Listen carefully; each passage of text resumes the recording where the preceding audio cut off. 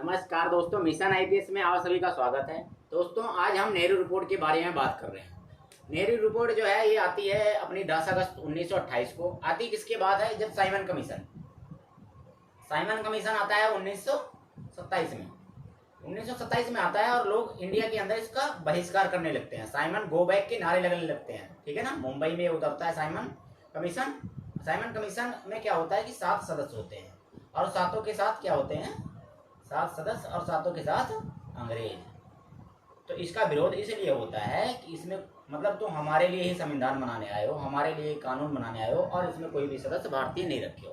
तो इसलिए भारत के राजनेता लोग इसका विरोध करने लगते हैं। जब विरोध करते हैं तो ये बोलते हैं कि भाई हम तुम्हारे लिए शासन बनाने आए हैं, अगर तुम इसका विरोध कर रहे हो तो ऐसा करो कि तुम्ही में से कोई एक बंदा या तुम्हारी में से कोई टीम एक रिपोर्ट बनाए और हमें सौंपे, जो कि सबकी सहमति होनी चाहिए। जैसे कि अपना मुस्लिम लीग हो गया, ठीक है ना, नरम दल के नेता हो गए, कांग्रेस हो गई, ठीक है ना, वो लोगों का क्या होना चाहिए? सहमति होनी चाहिए। तो उस समय तो कोई आगे आता नहीं, लेकिन नेहरू जी आते हैं और उन्होंने अपनी एक रिपोर्ट बनाते हैं और नेहरू जी की रिपोर्ट में अपना वो मेंशन करते हैं कि क्या क्या होना चाहिए, ठीक है ना। तो उन्होंने पहली बात जो लिखी उसमें अपनी नेहरू रिपोर्ट में कि भारत को अधिराज्य का दर्जा, मतलब अधिराज्य का मतलब होता है डोमिनियन स्टेट। डोमिनियन स्टेट का मतलब क्या है कि जो आप भारत के अंदर जो देश का आंतरिक मामला होगा वो भारत के राजनेता लोग जो भी उसके ऊपर क्या करेंगे? निर्णय लेंगे। लेकिन अगर कोई विदेशी मामला होगा तो उस पर क्या होगा? अंग्रेज क्या होगा? उस पर अंग्रेज जो है निर्णय लेंगे। मतलब क्या होगा कि भारत का अधिराज्य का दर्जा डोमिनियन स्टेट में ये होगा कि जो देश के अंदर की बात है वो देश के लोग देखेंगे और बाहर की बात जो है कि वो अंग्रेज लोग देखेंगे। अब दूसरी बात जो लिखते हैं कि देशी रियासत और ब्रिटिश प्रांत को मिलाकर भारत संघ का निर्माण। अब ये क्या है भाई? एक तो देशी रियासत हो गई, एक ब्रिटिश प्रांत। मतलब अब भारत को बनाना है तो भारत तो ऐसा नहीं है कि बस एक छोटा सा स्टेट, कोई एमपी निकल के आ गया या यूपी निकल के आ गया बस उसको भारत बना दिया, नहीं। उसके अंदर क्या हुआ कि देशी रियासत, जितने भी राजा महाराजा जो भी हैं अपने अपने छोटे रियासतें हैं उनको मिलाना है। और उस समय अंग्रेजों के अधीन जो प्रांत थे, जो थोड़े थोड़े क्षेत्र अंग्रेजों के अधीन थे, उनको और इनको मिला करके एक भारत संघ का निर्माण करना है। ये दूसरी बात बोली उन्होंने अपनी नेहरू रिपोर्ट के अंदर। तीसरा बोला अवशिष्ट शक्तियाँ किसके पास? केंद्र के पास होनी चाहिए। ये नहीं होना चाहिए किसी और के पास। इन्होंने अवशिष्ट शक्तियाँ रखने की बात नहीं किया। जो महत्वपूर्ण शक्तियाँ हैं उसको इन्होंने क्या किया? केंद्र के पास रखने की बात की अपनी नेहरू रिपोर्ट में। चौथा नंबर क्या लिखा उन्होंने? 4 नंबर, केंद्र में शासन व्यवस्था 2 सदनीय है। 2 सदनीय का मतलब क्या है? वो भी कहाँ पे? केंद्र में। इसका मतलब क्या हो गया कि केंद्र में एक लोकसभा राज्यसभा जैसे अब है, वैसे इन्होंने 1928 में अपनी रिपोर्ट के अंदर मांग किया था। केंद्र में शासन व्यवस्था 2 सदनीय होनी चाहिए और प्रांत में शासन व्यवस्था 1 सदनीय। ये देखो, प्रांत में इन्होंने 1 सदनीय की मांग किया और केंद्र में 2 सदनीय की, जो कि अभी प्रेजेंट टाइम में भी ऐसा है। सिर्फ कुछ स्टेट को छोड़ करके, कुछ राज्यों को छोड़ करके प्रांत में 2 सदनीय है, जिनमें 2 सदनीय व्यवस्था है, बाकी सब में एक ही, ठीक है ना। तो उस समय इन्होंने अपनी नेहरू रिपोर्ट में लिखा।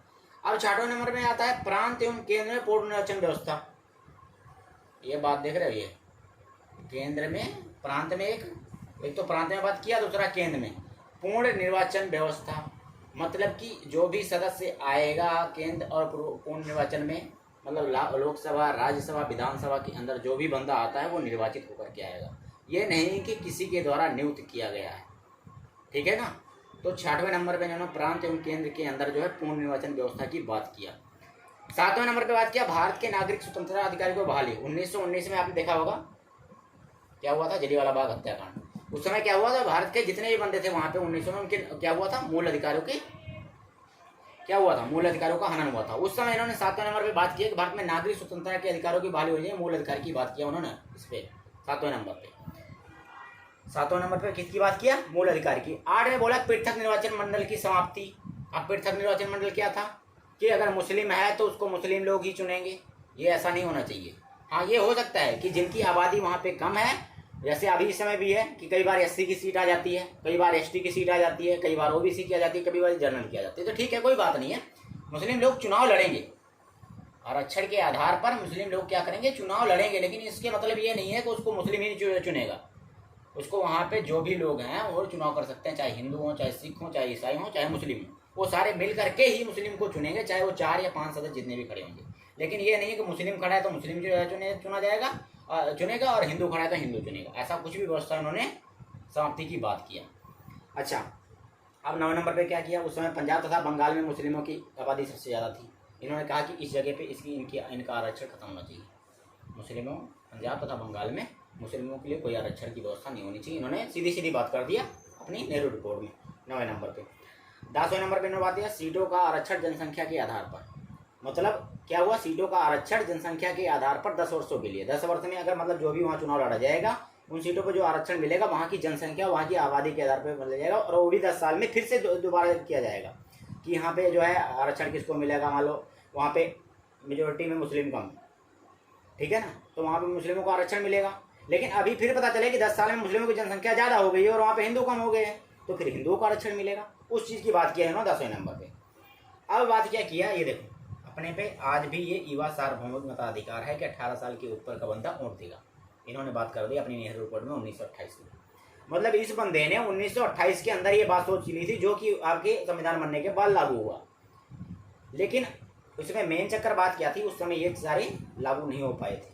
फिर भी साइमन कमीशन ने अपनी रिपोर्ट बनाई थी और वही लागू करवाने की बात की थी। क्योंकि क्या हुआ था कि जो मुस्लिम लीग थी उसने अपना बोल दिया कि भाई मैं इसको लागू नहीं करूँगी, क्योंकि उसको क्या चक्कर था, उसको सबसे ज़्यादा दिक्कत कहाँ थी, उसको सबसे ज़्यादा दिक्कत थी यहाँ पे। एक तो कहाँ गया अपना ये पंजाब था, बंगाल में मुस्लिमों के लिए आरक्षण खत्म करना, ये भी था। पृथक निर्वाचन मंडल वो नहीं चाहता था, ठीक है ना। ये मुस्लिम लीग इसलिए बोलती है कि भाई ये सब हमारे उससे बाहर है, मैं इसका समर्थन नहीं करती हूँ, मुस्लिम लीग ने बोल दिया। अच्छा, अब युवा सार्वभौमिक मताधिकार की बात कर लिया ना आपकी कि 18 साल से ऊपर जितने बंदे होंगे वो क्या करेंगे, वोट देंगे। अब इसका मतलब ये नहीं कोई शिक्षित है तो वही वोट देगा, कोई विधायक है तो वोट देगा, कोई MP है तो कोई MLA है तो वो वोट देगा, ठीक है ना, कोई टीचर है तो वोट देगा, ऐसा कुछ भी नहीं है। अगर कोई भी बंदा 18 साल से ऊपर है तो उसका मत देने का अधिकार है, उसको अपना नेता चुनने का अधिकार है। उसने बात किया 11 नंबर युवा सार्वभौमिक मताधिकार की व्यवस्था।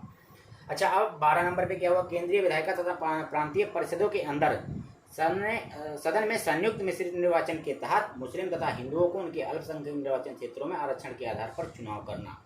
इसका मतलब ये हो गया कि ये नहीं है कि सिर्फ आरक्षण किसको मिलेगा, मुस्लिम को मिलेगा और OBC को मिलेगा, SC को मिलेगा। मतलब कोई भी अगर किसी क्षेत्र में अगर वो कम मेजोरिटी में है तो उसको वहाँ पे आरक्षण दिया जाएगा। इसका कहने का मतलब ये था कि अगर मान लो उस समय किसी एरिया में मान लो किसी एरिया में मुस्लिम कम है, वहाँ पे आरक्षण मुस्लिमों को दे दिया गया, चलो इनको आरक्षण मिल गया जी। अब पता चलेगा किसी एरिया में हिंदू की मेजोरिटी कम है तो यहाँ पे हिंदू के मिलना चाहिए, तो उसने ये बात किया। कहीं पे सिख कम है तो सिखों को मिलना चाहिए आरक्षण। 12वीं रिपोर्ट पे ये बात किया इन्होंने। मतलब इस बंदे ने 1928, एक तो 1928 10 अगस्त 1928 हुआ जी, उस बंदे ने इतनी सारी बातें क्या कर दिया, अपने उसमें नोट में तैयार कर दिया और सबकी सहमति के लिए उसको आगे भेजा। मुस्लिम लीग बोलती है भाई मैं नहीं इसको साइन करूँगी, मैं इसमें सहमति नहीं करती। कौन बोलता है, मुस्लिम लीग। पहले आती है मुस्लिम लीग। मुस्लिम लीग को दिक्कत क्या हो गई, मुस्लिम लीग को दिक्कत क्या हो गई, मोहम्मद अली जिन्ना साहब क्या चाहते थे, हाँ मोहम्मद अली जिन्ना की सबसे बड़ी बात थी तो आवश्यक शक्तियाँ केंद्र के पास क्यों गई, ये राज्यों को दो। उनका पहले कहने का मतलब था सारी शक्तियाँ जो है राज्य के अंदर होनी चाहिए। दूसरा क्या बात था, उनको पंजाब तथा बंगाल में मुस्लिमों के लिए कोई आरक्षण नहीं है, ये भी खड़ा कर दिया मुद्दा। पृथक निर्वाचन मंडल, मतलब उन्होंने बोल दिया कि मुस्लिम खड़ा है तो मुस्लिम चुनाव होगा, ये चीज़ ठीक है ना। मुस्लिम लोग को अब सहमति से बाहर हो गई। अब यहीं पे ही पता चल गया कि भाई ये जो रिपोर्ट जो है आगे अंग्रेज मानेंगे नहीं क्योंकि सहमति बन रही है। उसके बाद किसान आ गए, कहते हैं हमारे लिए कोई व्यवस्था नहीं है। OBC SC वाले आ गए, इसमें लिए हमारी व्यवस्था नहीं है कोई। उसके बाद फिर सिख आ गए, वो भी कहते हैं हमारे आरक्षण की कोई बात नहीं किया गया है। जबकि ये सारा अभी इसमें देखोगे आप कि ये 80% के ऊपर ये सारी व्यवस्थाएं अभी लागू हैं और चल रही हैं, ठीक है ना। तो दोस्तों ये रही नेहरू रिपोर्ट। बाकी अब आगे की वीडियो आएगी वो देखेंगे। Thank you.